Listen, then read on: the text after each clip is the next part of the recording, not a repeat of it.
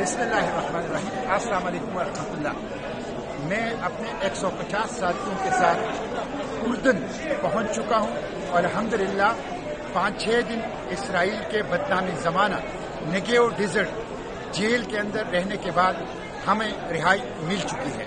اس دوران ہمارے ہاتھوں میں ہتھکڑیاں ڈال کے پیچھے باندھی گئی، ہمارے پاؤں میں بیڑیاں اور زنجیریں ڈال دی گئی، ہمارے آنکھوں پر پٹیاں باندھی گئی، ہمارے اوپر کتے چھوڑے گئے، ہمارے اوپر گنز رکھی گئی اور ہمیں بدترین قسم کا ٹارچر کیا گیا۔ ہم نے 3 دن بھوک ہڑتال کی اپنے مطالبات کے لیے۔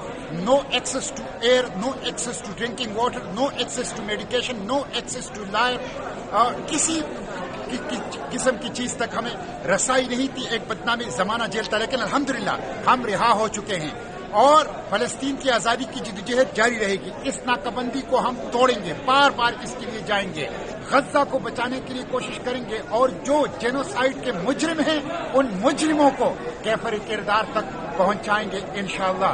مزاحمت جاری رہے گی، اڈیالہ جیل سے اسرائیلی جیلوں تک فلسطین کی آزادی کی جدوجہد جاری رہے گی اور مزاحمت کی جدوجہد انشاءاللہ جاری رہے گی۔ جلد آؤں گا پاکستان اور پوری تفصیل جو اس فلوٹیلا کی ہے اور اسرائیلی جیلوں کی ہے آپ کی بتاؤں گا، لیکن اپنی اس جدوجہد کو اقصی کی آزادی، فلسطین کی آزادی، غزہ کی آزادی تک جاری رکھیں گے۔ اسرائیل کے خاتمے تک ہماری یہ جدوجہد انشاءاللہ جاری رہے گی۔ پاکستان زندہ باد، فلسطین زندہ باد، پاک فلسطین دوستی پائندہ باد۔